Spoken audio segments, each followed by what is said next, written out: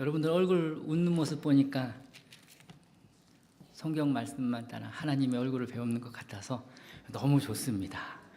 얼마만인지 모르겠지만 어쨌든 여러분들 많이 기도해 주시고 많이 기도해 주셔서 하나님의 은혜 가운데 말씀 잘 할 수 있도록 정말 많은 기도 부탁드리겠습니다.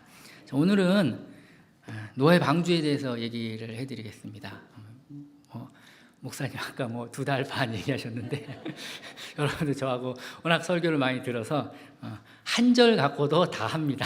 한 절 갖고도 다 하고 제가 성경 본문 길게 잡는 스타일이 또 아니어서 오늘은 그냥 노아의 방주 전체적인 괴간을 한번 말씀드리려고 하고요. 그리고 제가 역사상 처음으로 성경 이외에 스님의 말을 인용을 오늘 하는 날입니다. 저도 이런 경우는 처음인데 여러분 은혜가 되시길 바랍니다. 여러분 혹시 이판사판이라는 말 아십니까? 요즘에는 거기다 하나를 더 뜨죠. 이판사판 공사. 역시 대단한. 저 없는 사이에 상당한 지혜와 지식이 잘하셨어요. 이판사판 공사판까지 갔는데 이판사판이란 말의 어원이 어디냐면은요. 예전에 아주 옛날부터 불교에 보시면은 불경을 전문적으로 연구하는 기관이 사판이었습니다. 그리고 이판이 불교를 전문적으로 연구하는 기관이에요. 이판이. 그리고 사판은 뭐냐면은 행정이나 행위들을 연구하는 기관이었어요. 그러니까 이 교리와 현실에 있어서 이 이판과 사판은 늘 싸웠답니다. 아주 머리가 터지게 싸웠대요. 그래서 이 말이 이판사판이라고 그러면은 이 두 부서가 머리 터지게 싸우는 것을 이판사판이라고 얘기를 합니다. 그런데 이 이판 중에서 아주 유명한 사람이 우리나라에 한 명이 있는데 휴암이라고 하는 스님이 있답니다. 들어보셨나요? 저 잘 모르겠어요. 있는지 모르는지 있답니다. 이분이 한국 불교의 새 얼굴이라고 하는 글을 썼는데 그 글의 제목이 뭔 줄 아세요? 이 복에 환장한 불교인들아. 이 복에 환장한 불교인들아. 하면서 그 내용을 보니까 이런 글이 쓰여 있답니다. 너희들의 스승은 왕궁에서 왕자의 자리를 버리고 진리를 찾으려고 고행과 수행과 수도의 자리로 자발적으로 나섰거늘 그래서 진리를 찾았고 그 진리를 너희에게 알려주려고 갔는데 너희들은 그 스승의 이름을 부르며 무엇을 구하고 있느냐? 이 복에 환장한 불교인들아. 우리 조국 대한민국에 불교 인구가 1300만이라고 하는데 그 수가 130명으로 줄어든다 할지라도 이 불교를 좀먹고 있는 기복사상은 반드시 깨어져야 한다. 내 조국 대한민국에 과연 불교가 존재하는가? 여러분, 제가 이 말을 듣고 나서요 가슴이 철렁 내려앉았습니다. 철렁 내려앉았어요.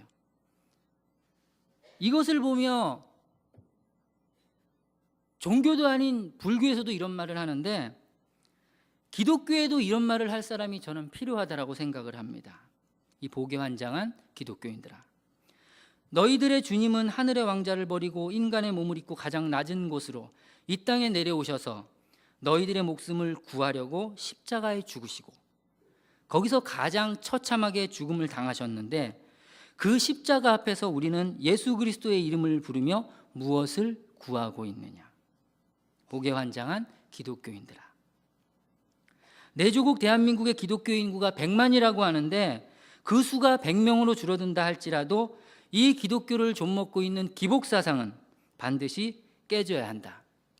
내 조국 대한민국에 기독교가 존재하는가? 여러분 한번 깊이 생각해 봐야 됩니다. 사실 이 말씀은 제가 여러분들에게 하는 것이 아니라 하나님께서 저에게 주시는 말씀이었어요. 내가 잘못하면 성도를 기복신앙을 가진 자로 만들 수 있겠구나. 여러분, 기독교는 관념으로만 존재하고 있지 실제로 인간들의 삶을 바꾸지 못한다라고 하는 고민을 해본 적이 있습니까, 여러분? 기독교는 누구를 절대적으로 의존해야 합니까? 예수 그리스도죠. 인간의 삶을 바꾸지 못하는 기독교, 여러분과 내 주위의 사람들의 삶을 바꾸지 못하는 기독교. 그렇기 때문에 교회 안에서는 용사인데, 전투 잘하는 용사인데 교회 밖에만 나가면 이순신 장군이 돼요. 무슨 말씀인지 모르시는데, 교회 안에서는 용사예요.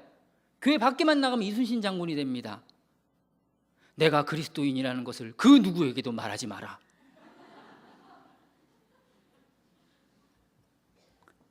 여러분들 어떻습니까? 여러분 혹시 이순신 장군이십니까? 이 노아의 홍수 사건의 전제는 하나님이 세상을 홍수로 쓸어버린 그 하나님 앞에 거인 되려고 하는 자, 크려고 하는 자, 유명한 사람이 되려고 하는 자, 하나님은 홍수로 쓸어버린 겁니다.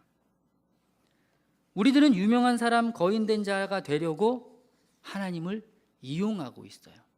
어떤 사람들은 자신의 기도가 들어지지 않으면 하나님 앞에 굶어가면서 떼를 씁니다. 우리는 이 홍수 사건 안에서 자기를 찾는 것이 아니고 그리스도만을 찾아야 됩니다.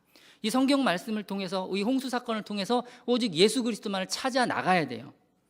노아는 하나님 앞에 은혜를 입었다는 것, 그것이 시작입니다. 노아가 하나님 앞에 은혜를 입었다. 하나님의 은혜를 입은 자가 의인으로 불리는 것이고, 이 의인들이 방주 안에 들어가고 방주는 거기서 빠져 죽고 그 대신 의인들이 살아나는 이야기가 노아의 방주 사건이라는 겁니다.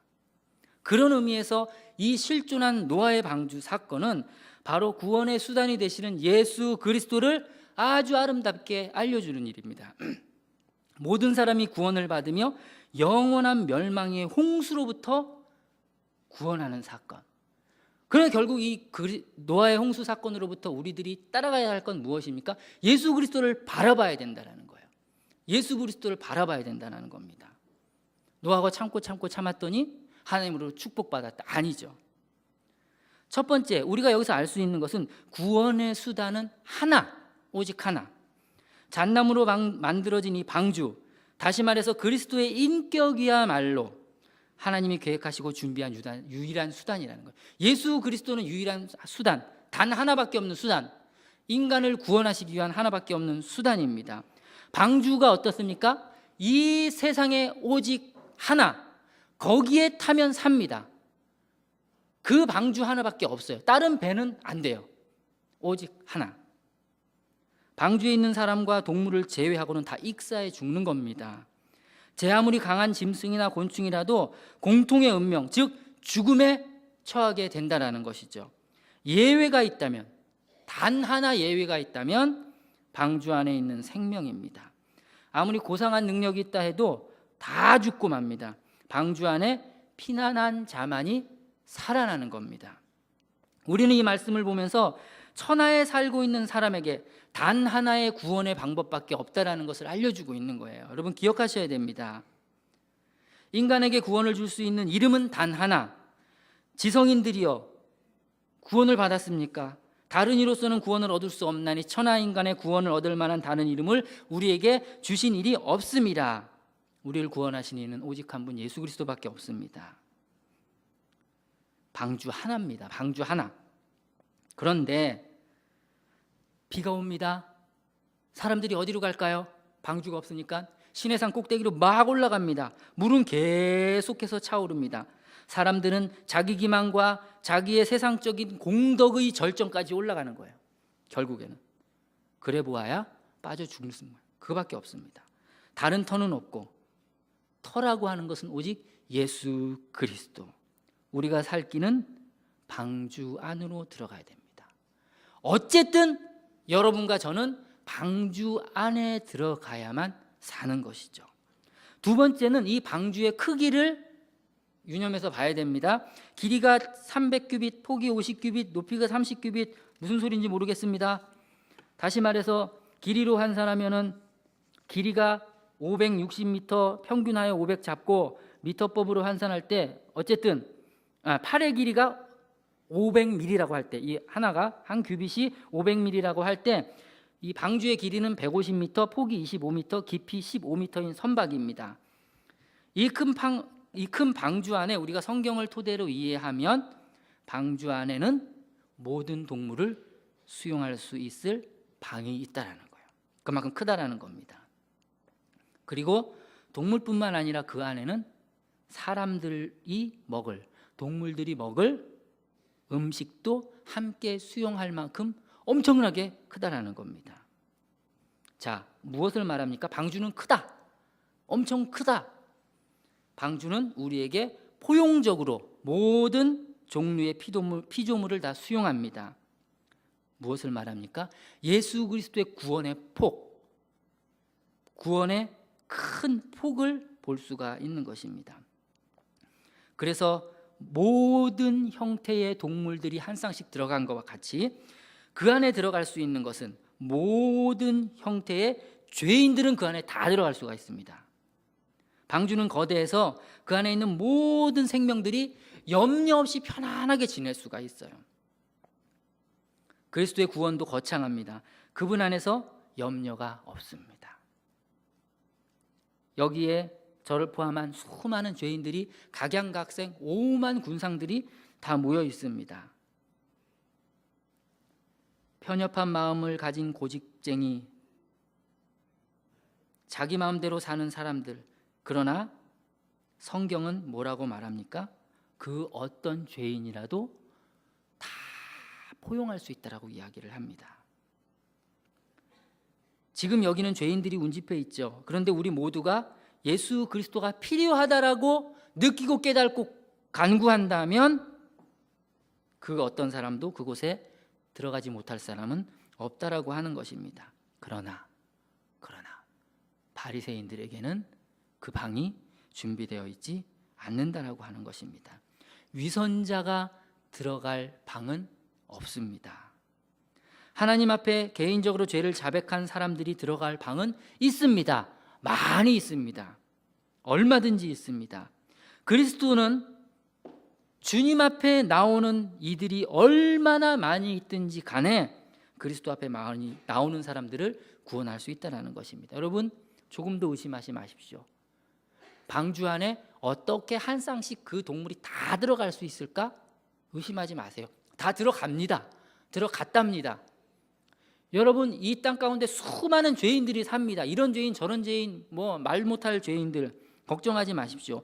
그리스도 앞에 나오는 자는 누구나 들어갈 수 있습니다. 누구나 들어갈 수 있습니다. 세 번째, 우리가 주목해야 할 또 한 가지는 방주는 안전한 피난처라고 하는 사실입니다. 노아는 잣나무로 방주를 만들어라라고 하나님으로부터 명령을 받았습니다. 그리고 노아는 물은 여전하죠. 이건 안 났습니다. 이건 도대체 안 나요. 목은 평생 갈 것 같아요. 근데 여기는 양호합니다. 저희 교회는 히타가 저를 향해 쏴요. 조그마니까 히타가 저를 향해 쏴요. 물을 이만큼 나눠서 먹습니다.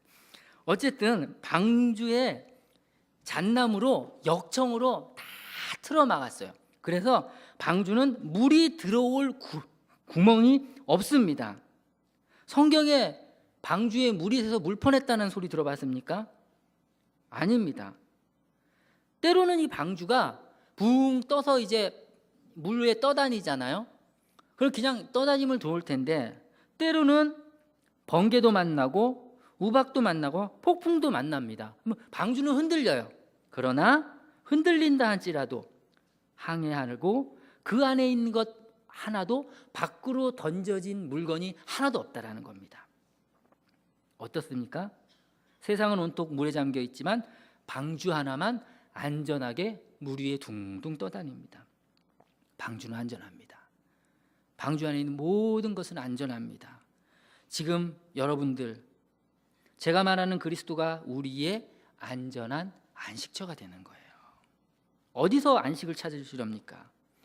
방주, 그리스도의 복음에는요 구멍 난 게 없어요. 실수가 없습니다. 저는 구멍이 많아요. 실수가 많습니다. 족구하면 제 앞이 블랙홀이에요. 그렇지만 예수 그리스도는 절대 그렇지 않습니다. 어떤 실패도 없습니다. 그리스도 안에 있는 사람들은 어떤 폭풍이 몰려와도 다 피할 수 있도록 하나님께서 지켜주신다라는 겁니다. 그걸 믿어야 되는 겁니다. 그리고 방주 안에서 아무도 도망가지 못했죠. 탈출도 못합니다. 그리스도 안에 있으면 우리를 빼앗을 자가 없다라고 하는 것입니다. 노아는 물이 오기 전에 방주를 완성했습니다. 진노의 구름이 인간의 허물로 인해 내려지기 전에 우리 하나님은 영원한 섭리 속에 그리스도를 미리 만들어 놓은 거예요. 방주는 비가 오기 전에 완성되었습니다. 예수 그리스도는 창세전에 우리를 위해 완성되었다라고 하는 것입니다. 안전합니다. 여호와를 의지하는 자는 시온산처럼 움직이지 아니하는 영원히 거하리라고 하는 이 성경의 말씀을 여러분 가슴속에 깊이 새기시기를 바랍니다. 만일 우리가 예수 그리스도 앞에 나와서 그분에게 우리의 몸과 마음을 다 드리면 우리는 아무리 홍수가 나도 폭풍이 불어도 안전할 것입니다. 그래서 즐거운 마음으로 우리들은 하나님과 그 은혜의 말씀 안으로 들어가게 되는 것이죠. 예수께서 여러분과 저를 보호해 주실 것입니다. 예수 그리스도라고 하는 방주 안에 여러분들 잘 계시기를 바랍니다. 자, 이번에는 이 비유의 다른 부분을 한번 보겠습니다. 여러분 한번 곰곰이 생각해 보세요. 방주가 막 동동 떠다니면요, 그 안에서 마음이 어떨까요? 이 생각해 본 적 없으세요? 성경을 한번 자세히 읽어보시면 재밌는 게 하나가 나옵니다. 그 안에 있는 그 피조물들이죠, 동물들을 비롯해서 노아의 식구들이 한 가지 원했던 게 있었을 것 같아요. 그게 뭘까요? 그것은 빛입니다. 빛을 보기를 간절히 원했을 거예요. 왜 그런 줄 아세요? 방주에는 창문이 하나밖에 없어요. 창문이 하나밖에 없어요. 6장 16절에 보시면은 방주에 창을 하나 내라 이렇게 나오니까 하나만 내라고 그랬을까? 우리에게 중요한 교훈을 주고 있는 겁니다. 여러분과 제가 진정한 빛을 볼 수 있는 방법은 오직 하나의 창밖에 없다는 겁니다. 다른 창에서 다른 곳에서 빛을 보려고 하지 마십시오. 그리스도인이 빛을 볼 수 있는 방법은 그리스도에게 나와 그리스도 안에서 구원을 받은 사람은 오직 하나의 방법에 의해, 바로 성령 하나님의 사역에 의해 빛을 볼 수 있다는 거예요. 예수 그리스도라고 하는 구원의 방주 안에 들어가서 성령 하나님이라고 하는 그 분만을 통해서 우리는 생명의 빛을 볼 수가 있다라고 하는 것입니다. 이 방주의 유일한 창은 성령님의 놀라운 사역을 의미하는 겁니다. 세상의 사람들에게 비칠 빛 단 하나, 하나님으로부터 오는 그 빛을 보아야 됩니다. 그리고 그것은 그리스도가 계시된 성령님이죠. 그래서 우리들은 죄와 의와 심판을 알게 되는 거예요.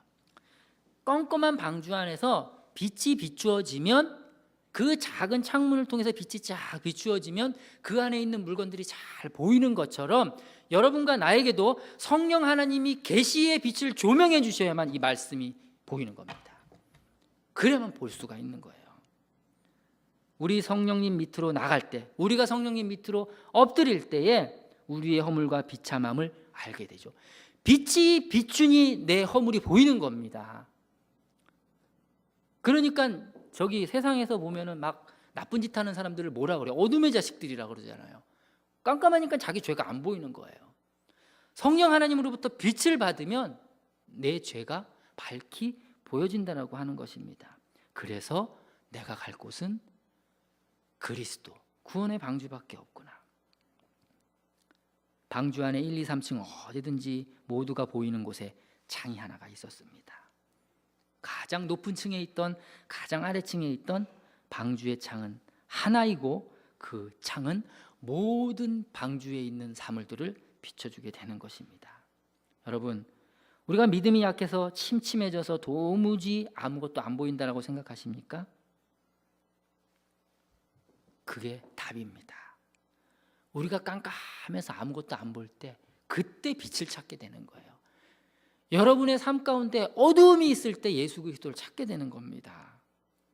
어려움과 공경을 통해 하나님 우리를 보호하기를 원하고 계십니다.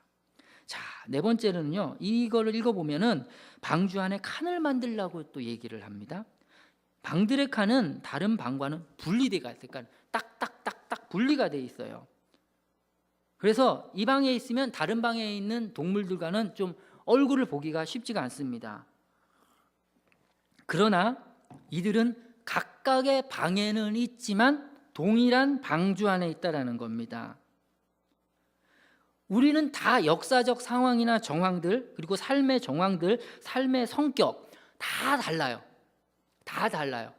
여러분들 다른 가족하고 하루만 살라고 그래 보십시오. 못 삽니다. 다 다릅니다.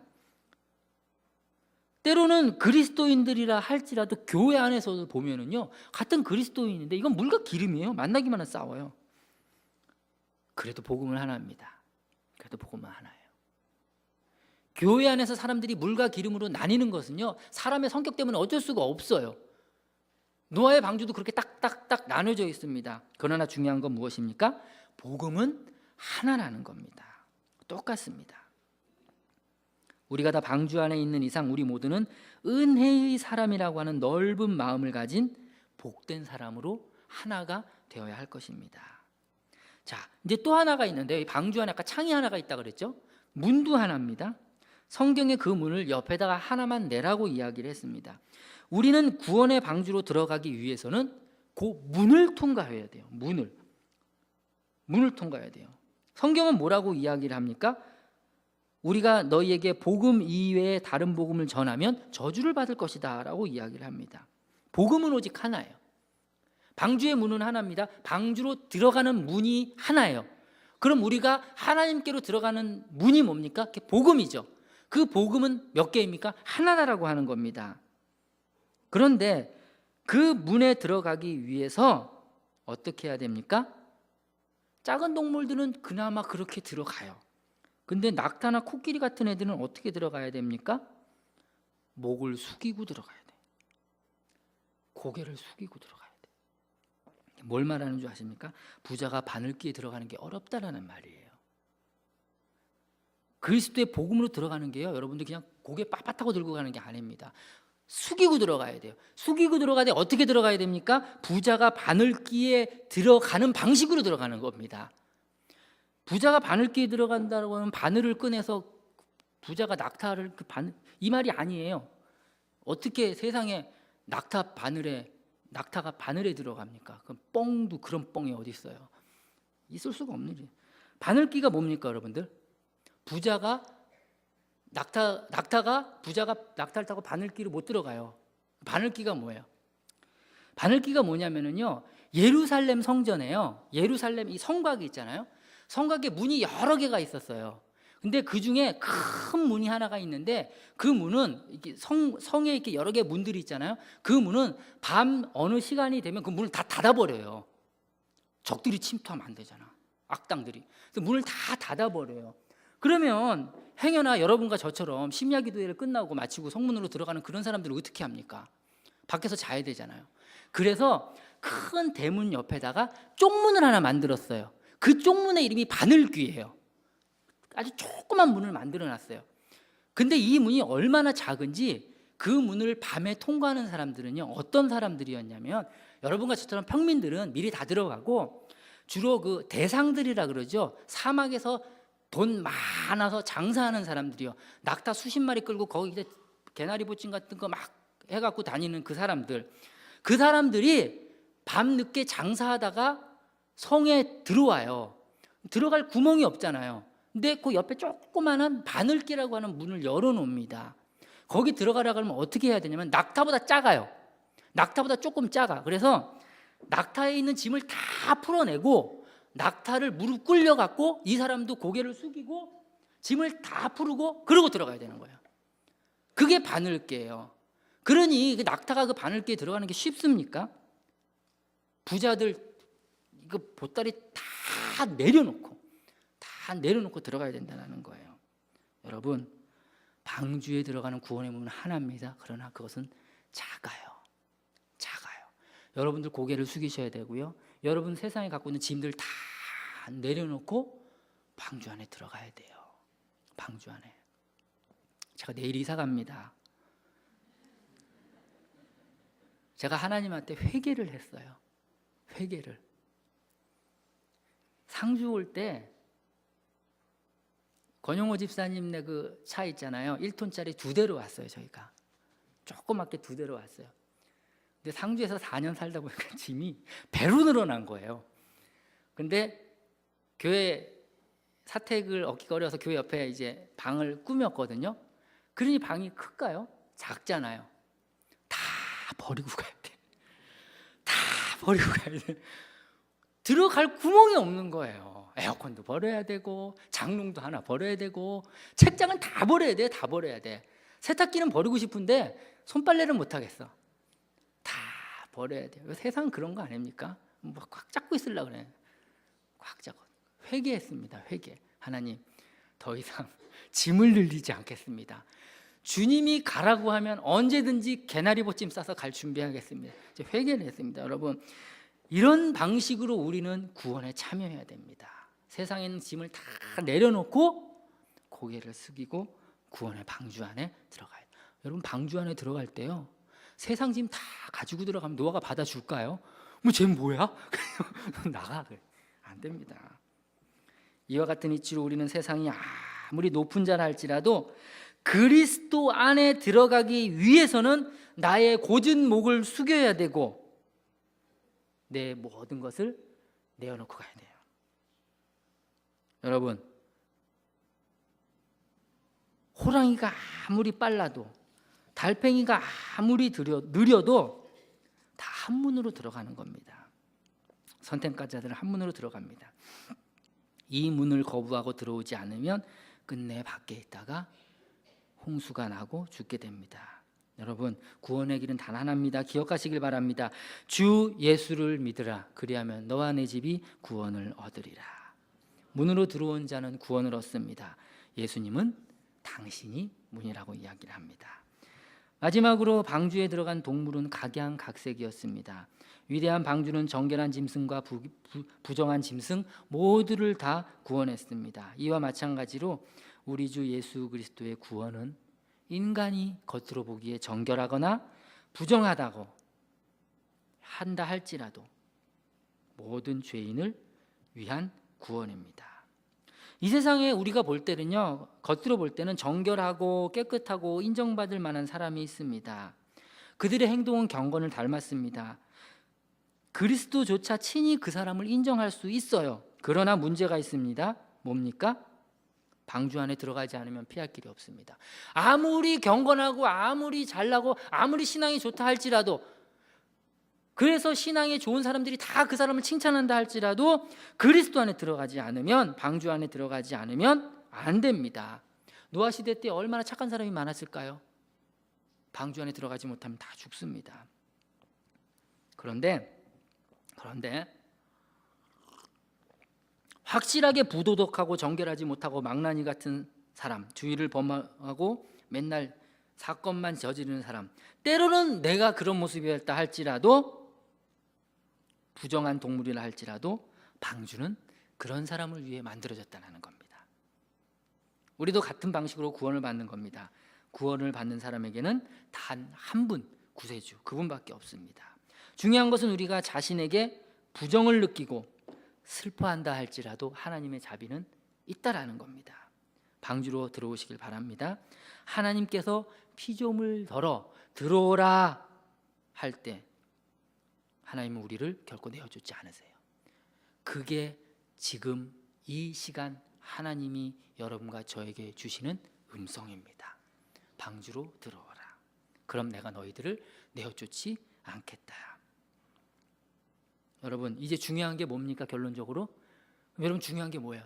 제일 중요한 거, 학력이나 신분, 돈, 그게 아니라 나는 방주 안에 있는가, 아니 나는 방주 밖에 있는가. 여러분, 이 질문에 대해서 여러분 스스로가 반응해야 됩니다. 나 자신이 어떤 반응하냐에 따라 방주시대의 수많은 사람과 같이 방주 밖에 있는 사람인가, 방주시대의 아주 극소수의 사람과 같이 방주 안에 있는 사람인가. 그리고 성경은 우리에게 이렇게 말합니다. 너희는 온 천하에 다니며 만민에게 복음을 전하라. 믿고 세례를 받는 사람은 구원을 얻을 것이요 믿지 않는 사람은 정죄를 받을 것이니라. 아멘. 기도하겠습니다.